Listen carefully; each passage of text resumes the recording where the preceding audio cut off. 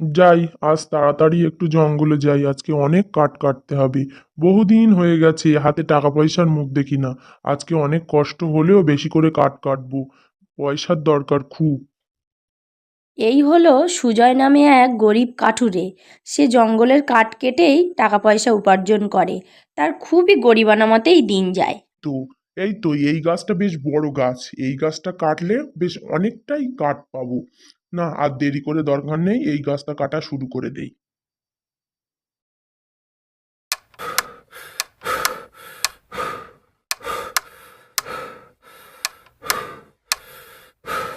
না, এই গাছটা খুব শক্ত গাছ, অত সহজে কাটা যাবে না। এক কাজ করি, ভিতরের জঙ্গলে অনেক বড় বড় সরু সরু গাছ আছে, যাই ওই গাছগুলো কেটে আনি। কিন্তু ভিতরের জঙ্গলে আবার হিংস্র জন্তু জানোয়ার আছে। যা হয় দেখা যাবে, সব ভেবেচিন্তে লাভ আছে। যাই। কিন্তু আমার খুব মনে সন্দেহ হচ্ছে, যদি আশেপাশে কোনো হিংস্র জন্তু জানোয়ার থাকে। ওই তো, আমি তো মনে হচ্ছে কার আওয়াজ পাচ্ছি। ও বাবা, এ তো বাঘের গলার আওয়াজ। শিগগিরই তাড়াতাড়ি সাইডে গিয়ে নুকুই বাবা। ওই গাছ আছে, বড় গাছটা লুকুই। আর তাহলে আমার খুঁজেই পাবে না। শিগগিরই কেটে পড়ি। হ্যাঁ রে বাছাধন, আর লুকাতে হবে না, সামনে আয় দেখি। আমি বুঝতে পেরেছি তুই আছিস। তুই কি মনে করেছিস আমার চোখের আড়াল হবে? বেরিয়ে আয় বলছি। আর লুকিয়ে থাকবি না। গুটি গুটি পায়ে বেরিয়ে আয়, জল খাবার খাইনি সকালের, খুব খিদে পেয়েছে। আয় বেটা আয়, তোরে ধরে আর জল খাবার খাবো। সিংহ মামা, আমাকে খেতে হবে না, আমার বাড়ি একটা বড় গরু আছে, আমি সেই গরুটা এনে দিচ্ছি, তুমি আরাম করে খেও। আমাকে ছেড়ে দাও, বিশ্বাস করো আমায়। আচ্ছা ঠিক আছে, তাহলে যাবি আর আসবি, কিন্তু বেশি দেরি করবি না, আমি তোর ওপর বিশ্বাস করেছি, বিশ্বাস করেই তোকে যেতে দিচ্ছি, যাবি গরুটা নিবি চলে আসবি, বিশ্বাসের খেলাপ করবি না। এই হলো সুজয়ের বউ। খুবই হিংসুটে আর খুবই রাগী, ওর কাছে কেউ পারে না। আর গরুটা হচ্ছে নিরীহ, একদম শান্ত, ভালো একটা গরু। কি ব্যাপার, যেতে না যেতেই হন্তদন্ত হয়ে চলে এলে? আর কুঠারটাও বা কোথায় গেল? তোমার যে আজ কাঠ কেটে পয়সা আনার কথা, তা না নিয়ে তুমি গটগট করে বাড়ি চলে এলে। কি মনে করেছো তুমি? আরে গিন্নি, সিংহ মশাই প্রায় আমাকে খেয়ে নিচ্ছিল। শুধু আমি হাত জোর করে বলেছি যে আমার বাড়ি একটা গরু আছে, ওই গরুটা নিয়ে গিয়ে সিংহ মামার খাওয়াবো। তাই আমাকে ছেড়ে দিয়েছে। আমি এক্ষুনি গরুটা নিয়ে যাব সিংহ মামার কাছে। তুমি কিছু বলো না প্লিজ গিন্নি, আমার যে কথা রাখতেই হবে। বাড়ি যখন এসে পৌঁছে গেছো, তখন আর গরু টরু এত নিয়ে যেতে হবে না। আমার গরু আমি নিয়ে যেতে দেবো না। তুমি তো চলে এসছো, আবার কিসের চিন্তা? ওই বনে আর নাই বা গেলে কাঠ কাটতে। যেতে হবে না ওই বনে আর কাঠ কাটতে। বাড়ি থাকো।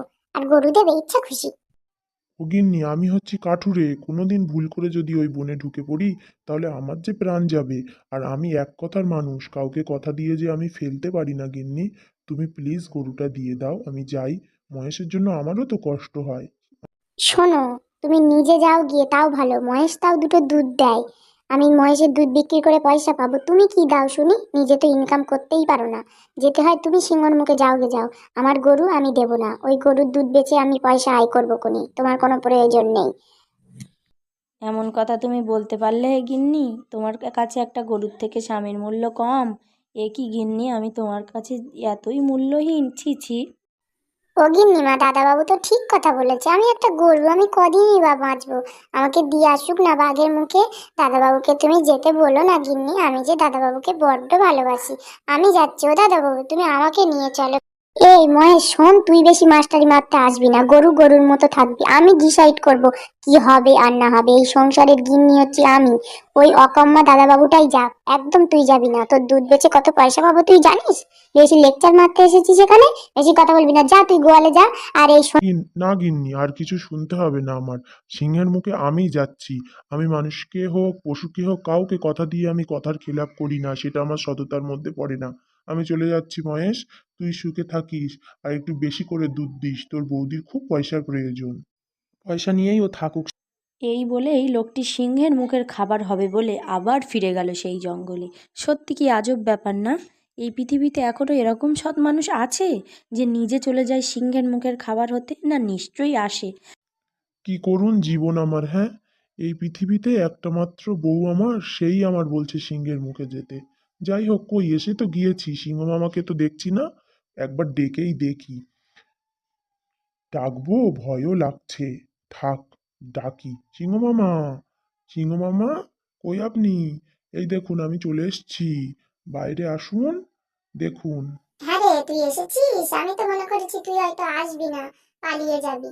যাক, তুই একটা খুব ভালো মনের মানুষ। তা তোর গরুটা কই? এদিক ওদিক তো কোথাও দেখছি না রে।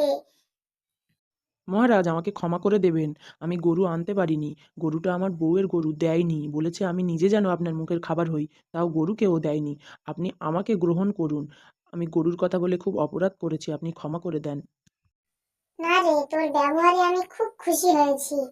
তোকে আমি খাবো না রে, তোকে খেলে যে বড্ড পাপ হবে। যা, তোকে ছেড়ে দিলাম।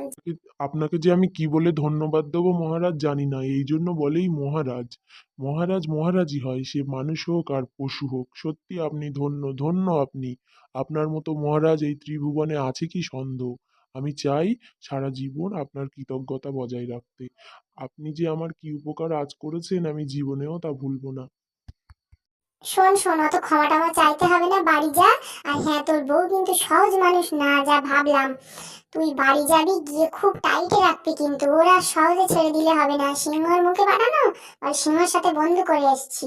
তারপরে কিছু বললে আমি যাব দরকার পড়ে।